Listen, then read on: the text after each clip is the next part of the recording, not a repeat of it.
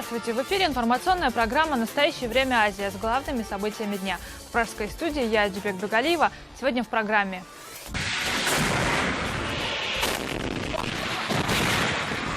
Взрыв на газозаправочной станции в таджикском Курган-Тюбе. Огромные цистерны летали как пушинки. Десятки раненых. Тело погибшего сотрудника АЗС отбросило на 200 метров. У меня пострадали 3 дочки. У одной ожоги на спине. По закону нельзя строить такие заправки возле населенных пунктов. В свои 81 она окончила университет с отличием. Выпускница факультета изобразительных искусств, бишкекская пенсионерка, мечтает продать все свои работы, чтобы купить себе дорогие масляные краски для новых картин. Подружки там, знакомые. А что тебе это? Тебе что, делать нечего? Вот такие вот. Другие вот это покажут, скажут это. С ума сошла.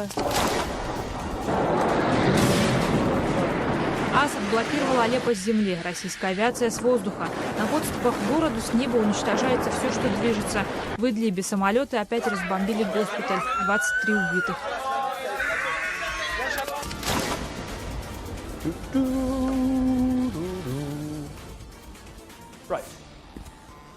Британцы гадают, что спел уходящий в отставку и в историю премьер Дэвид Кэмерон.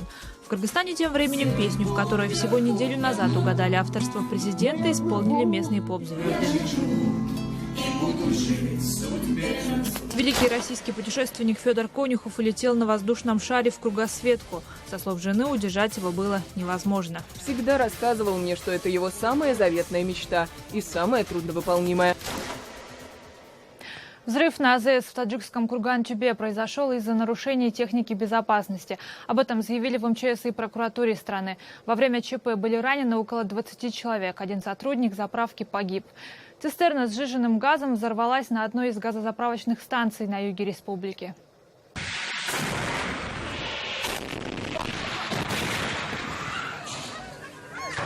Вот момент взрыва, который одновременно на мобильные телефоны снимали с нескольких точек.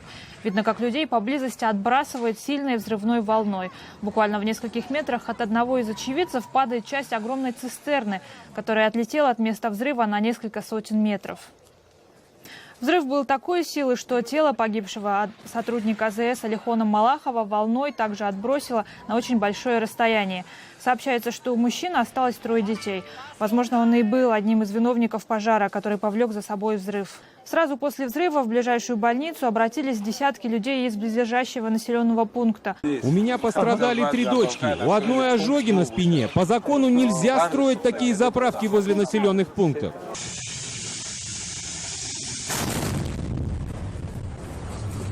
Были также разрушены небольшие магазинчики и павильоны поблизости. От самой заправки не осталось практически ничего. Пострадали и торговые точки по продаже арбузов и дынь. Температура была настолько высока, что товар попросту спекся. Власти Таджикистана пытаются бороться с радикальными исламскими течениями в стране. Однако, как выясняется, чиновники, обязанные следить за аттестацией имамов и за содержанием их проповедей, нередко сами выдают разрешение радикалам, которых потом приходится арестовывать. Эксперты считают, что увлечение ваххабизмом и салафизмом, охватившее беднейшие слои населения, вызвано желанием найти справедливость и игнорированием проблем молодежи государством. Анушервон Арипов продолжит. Майонез везу, кетчуп везу. Лепешки, роллтоны. Ну, в общем, такие продукты стараюсь вести, которые не скоро портящиеся. Дилором Хафизова каждую неделю возит сыну Илхому Хафизову в СИЗО продукты. Илхома сейчас судят, инкриминируя статью 307 Уголовного кодекса страны, обвиняя в принадлежности к движению салафия, направлению в суннитском исламе, запрещенному в Таджикистане. Данное обвинение подразумевает от 5 до 8 лет лишения свободы. Привет, мама. Большое спасибо. Все, что прислала, я получил. Всем передавай привет. Мама, у них нет никаких доказательств. Прошу, не грусти. Все будет хорошо. Илхом Хафизов. Дилором уверена, что ее сын не салафит и не нарушал закон. На всех фотографиях, которые она показывает, Илхом без бороды и других салафитских атрибутов. Кроме показаний друга ее сына, нет никаких доказательств его вины, считает мать. Но несмотря на это, она боится, что сына все равно осудят. По словам Дилором, за время, прошедшее со дня ареста Илхома, она познакомилась с родственниками нескольких парней, осужденных по этой же статье, при минимальных доказательствах наличия их вины. Я 100% уверена, я знаю, что мой сын не является салафитом. Салафия пропагандируют и имам Хатибы, настоятели некоторых мечетей. Так, по данным МВД, в этом году были задержаны 14 имам Хатибов. Это при том, что правоохранительные структуры и комитет по делам религии страны проводят проверку и аттестацию как при назначении на должность имам Хатиба, так и ежегодно. Но в комитете с этими данными не согласны.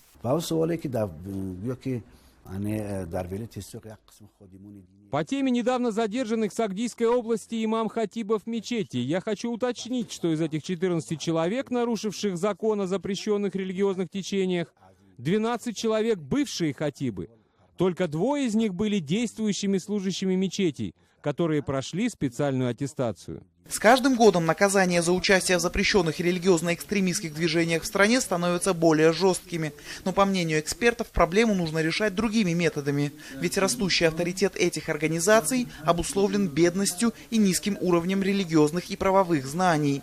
Также в стране слабо развита светская инфраструктура. При малом количестве театров, библиотек, площадок для общения молодежи, клубов и кружков по интересам, особенно в сельской местности, говорят эксперты, мечеть становится единственным местом, где люди могут встретиться, поговорить, обменяться мнениями, а здесь им не всегда предлагают то, что нужно. Анушервон Арипов, Насим Исамов. Настоящее время. Таджикистан. Между тем, в Таджикистане начались очередные масштабные российско-таджикские маневры. Их связывают с обострением обстановки на севере Афганистана. Учения на этот раз происходили в условиях максимально приближенных к боевым. Для того, чтобы создать для солдат ощущение реального боя, во время учений применялись мощные светошумовые гранаты, армейские взрыв-пакеты. При прохождении препятствий над головами у военнослужащих свистели настоящие пули. Официально учения организованы в рамках программы по подготовке младших командиров для вооруженных сил Таджикистана. Жительница Бишкека Людмила Титова с отличием окончила университет в 81 год. Свой красный диплом пенсионерка получила как специалист по изобразительному искусству.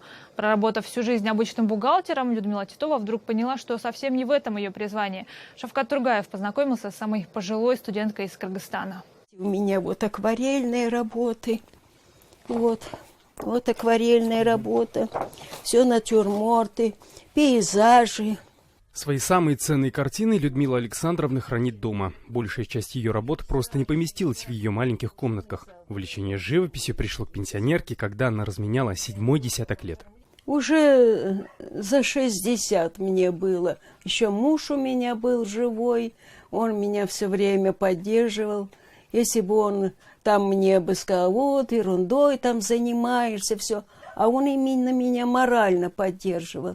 Вот моя Людмилка, художница. Работой бухгалтером на комбинате она успевала заниматься в студии изобразительного искусства и даже была там лучшей ученицей.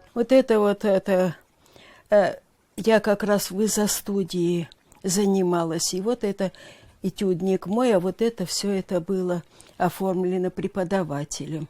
Одного увлечения Людмиле Александровне было мало. Она захотела подтвердить свой талант документально. Поступила в университет на кафедру ИЗО и в 81 год стала дипломированным художником. С получением этого диплома я уже стала известной в Киргизии как пожилой человек, который закончила, поступила в пожилом, а получила совсем еще в пожилом возрасте.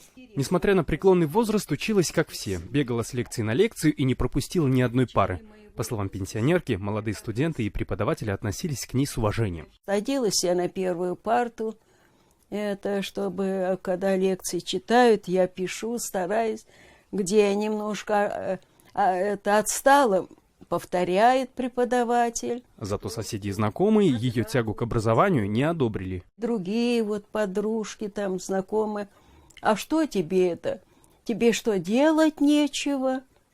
Вот такие вот. Другие вот это покажут, скажут это. С ума сошла. Большинство как-то не поддерживали, а наоборот говорили, лучше бы ты лишний раз полежала, а это для меня лежать, это я никогда.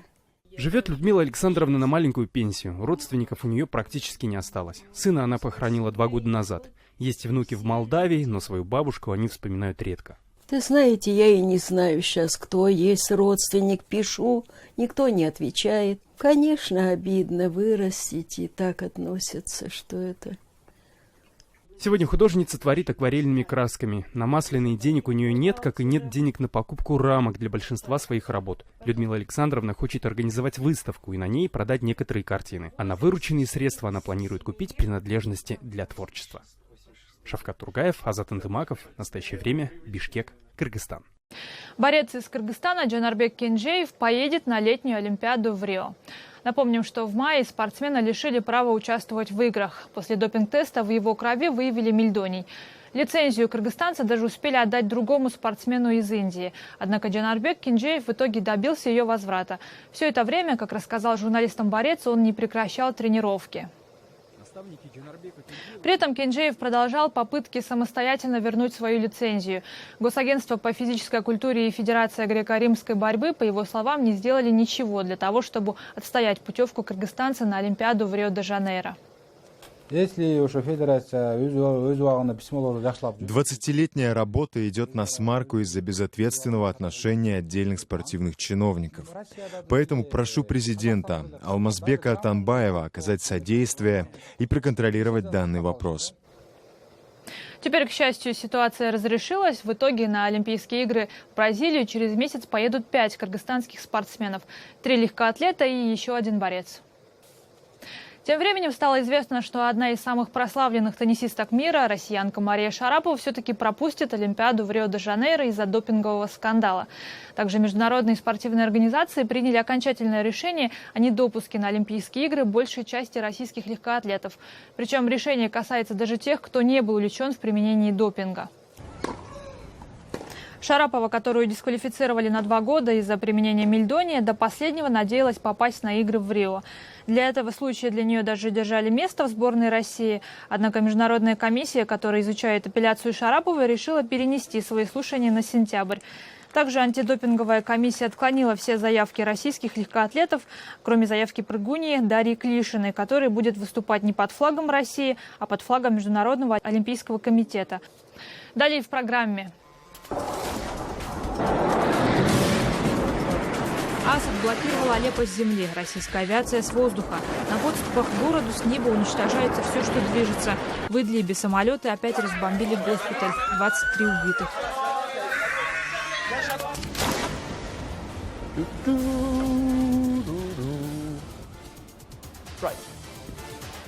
Британцы гадают, что спел уходящий в отставку и в историю премьер Дэвид Кэмерон. В Кыргызстане тем временем песню, в которой всего неделю назад угадали авторство президента, исполнили местные поп-звезды. Великий российский путешественник Федор Конюхов улетел на воздушном шаре в кругосветку. Со слов жены, удержать его было невозможно. Всегда рассказывал мне, что это его самая заветная мечта и самая трудновыполнимая. Железнодорожная катастрофа в Италии. 2 поезда столкнулись лоб в лоб в районе города Бари. Число жертв с каждым часом растет. На момент подготовки нашей программы речь шла по меньшей мере о 20 погибших. Счет раненых идет на сотни. Первые вагоны обоих поездов полностью смяты. Спасатели продолжают доставать из них погибших и искать выживших. Многие раненые получили тяжелые травмы и ранения. Их жизни находятся под угрозой. Почему итальянские поезда на большой скорости поехали навстречу друг другу, пока неизвестно. Российская авиация блокировала с воздуха все подступы к окруженному войсками Башара Асада мятежному городу Алеппо. Как сообщает Рейтер со ссылкой на социальные сети сирийских повстанцев, бомбардировщики наносят удары по любым автомашинам, которые пытаются прорваться в город. Вы видите кадры Рейтер. На них уничтоженная колонна с дизельным топливом для осажденного Алеппо. Как утверждают очевидцы, удары наносили самолеты российских военно-космических сил. Мы услышали самолет в 9 утра. И он сразу начал стрелять ракетами по нам. 7 или 8 раз. Мы думаем, это были кассетные бомбы. 2 водителей сразу погибли. Я даже не знаю, сколько было раненых, но много. Также российская авиация наносит удары и по другим городам, находящимся поблизости. В провинции Идлиб бомбы опять попали в полевой госпиталь. Среди 23 погибших не только боевики, но и множество гражданских лиц.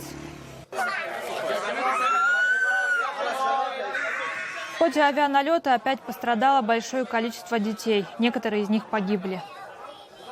Удары по Сирии наносит и американская авиация. В основном самолеты США оказывают поддержку бойцам курдских формирований и отрядам умеренной сирийской оппозиции, которые наступают с севера страны на город Ракка. Это столица самопровозглашенного террористического халифата ИГИЛ.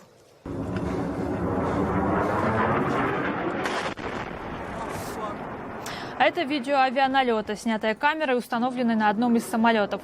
Бомбы уничтожают позиции боевиков ИГИЛ на пути наступающих отрядов проамериканских повстанцев.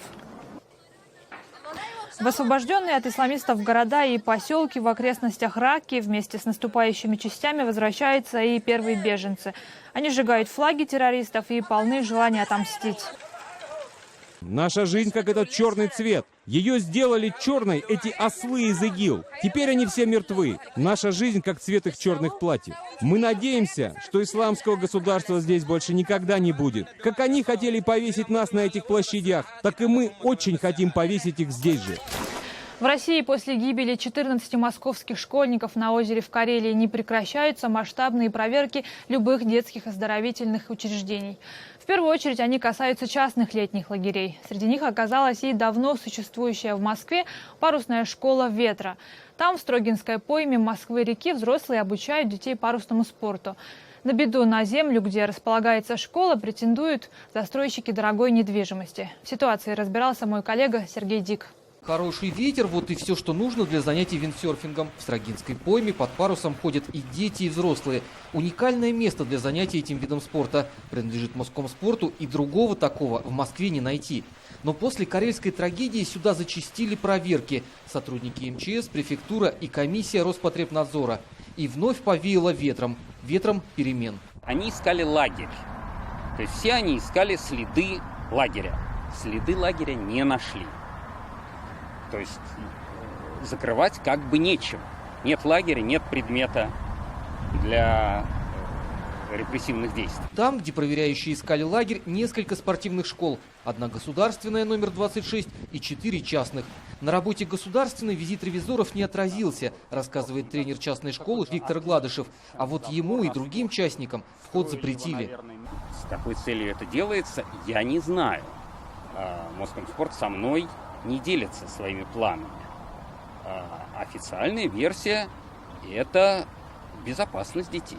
То, что случилось, тренер Гладышев называет рейдерским захватом. По договору государственная школа предоставляла территорию, а частные взамен оборудование, паруса и доски. Но после проверок о договоре как бы забыли. Теперь в Москомспорте строят планы. Собираются построить на этом месте детский яхт-клуб. По проекту он должен стать современным центром виндсерфинга. На полулегальном положении детская школа теперь на новом месте. Но где оно, тренеры не разглашают. Опасаются, что и туда придут проверки, после которых шлагбаум опустится и охранник не позволит пройти. Маленьких спортсменов перевели под государственное крыло 26-й школы, где им просто необходимо показывать результаты. Без результатов из госшколы детей отчисляют, а частную теперь попробую еще найти.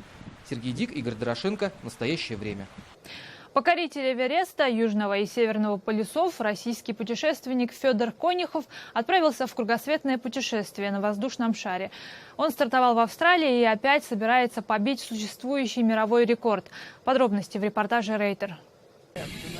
Искатель приключений Федор Конюхов совершил 5 плаваний вокруг Земли.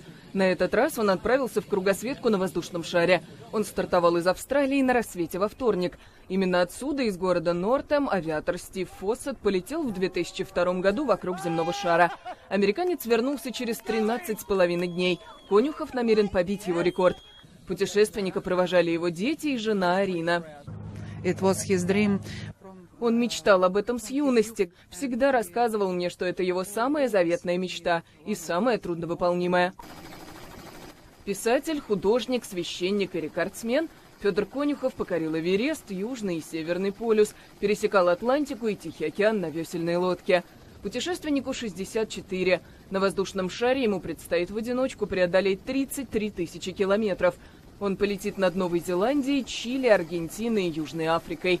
К этому путешествию Конюхов готовился год, получив временный сертификат для управления гелиевым воздушным шаром. Его команда желает ему хорошей погоды и попутного ветра. В Великобритании правящая партия консерваторов наконец-то определилась со своим новым лидером. С большой вероятностью новый лидер Тереза Мэй станет и премьер-министром, и ей придется решать все вопросы, связанные с выходом Британии из Евросоюза. Прежний премьер-министр Дэвид Кэмерон в последний раз общался с журналистами в качестве премьера. Однако запомнился журналистам даже не последний спич Дэвида Кэмерона, а то, что случилось после. Теперь уже бывший глава британского правительства, уходя, запел никому неизвестную мелодию.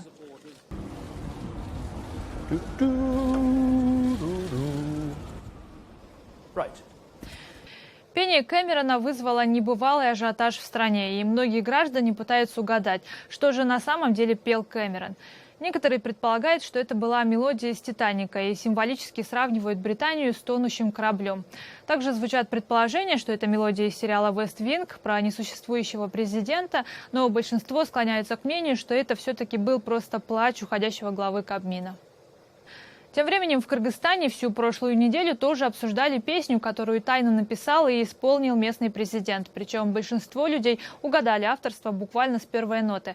А теперь президентская песня под гитару «Судьбе назло» стала еще и кавером. Ее исполнили кыргызские поп-звезды. И сквозь года я к маякам твоих печальных глаз плыву, пусть не увижу берег я, пусть всех буднях утону. Но я плыву и буду плыть, пока мне руку не свело. Но я живу и буду жить в судьбе назло. Целую сеть процветающих салонов красоты открыла молодая мигрантка из Кыргызстана в Москве. Ее бизнес успешно конкурирует с местными столичными салонами. Среди постоянных клиентов предпринимательницы немало и россиян, но чаще всего ее услугами пользуются земляки и девушки. Даже сейчас Жилдыс иногда берет в руки ножницы. Клиенты этому всегда рады, а для сотрудниц это всегда мастер-класс. Хозяйка салона сама работала парикмахершей почти 10 лет. Это мой 12-й год жизни в Москве. Когда мы приехали, таких условий здесь не было. Конечно, было много трудностей. Зато сегодня мигрантка из Кыргызстана хозяйка сразу 3 салонов красоты. В общей сложности в ее подчинении 15 работников. Большинство из них ее земляки. Я выучился на мужского мастера в Кыргызстане. Нынешняя работа мне очень нравится. Она не пыльная. Это не стройка, где надо терпеть физические нагрузки. В месяц я могу заработать до 60 тысяч рублей. Я бы посоветовала кыргызским девушкам и парням, как говорят мои родители, помнить, что деньги — это временно. Сегодня они есть, а завтра нет. Поэтому необходимо думать о саморазвитии, самообразовании. В крайнем случае есть интернет. Все 3 заведения, которые принадлежат Жилдыс, довольно большие. Это не просто парикмахерские, а настоящие салоны красоты. Это наш кабинет косметологии. Здесь делают массаж, визаж и другие процедуры. А в этом зале мастера международного уровня проводят мастер-класс для наших сотрудниц. А здесь кабинет маникюра и педикюра. Кыргызы здесь очень частый гость. Некоторые из них приходят сюда специально. Во-первых, в этот салон мы приходим из патриотических чувств, потому что это место открыла наша соотечественница. К тому же они очень хорошо знают свою работу, и мы можем говорить на родном языке. Все стартапы своих земляков, говорит Ныргуль, кыргызстанцы в Москве стараются поддерживать. Максим Миронов, Александр Касаткин, Жибек Бегалиева, Лазат Тыкырбашева. Настоящее время. Москва, Россия. Это были все новости, о которых мы хотели вам рассказать. Читайте нас в социальных сетях и на сайте karenTime.tv. Мы встретимся с вами завтра в это же время. Всего доброго.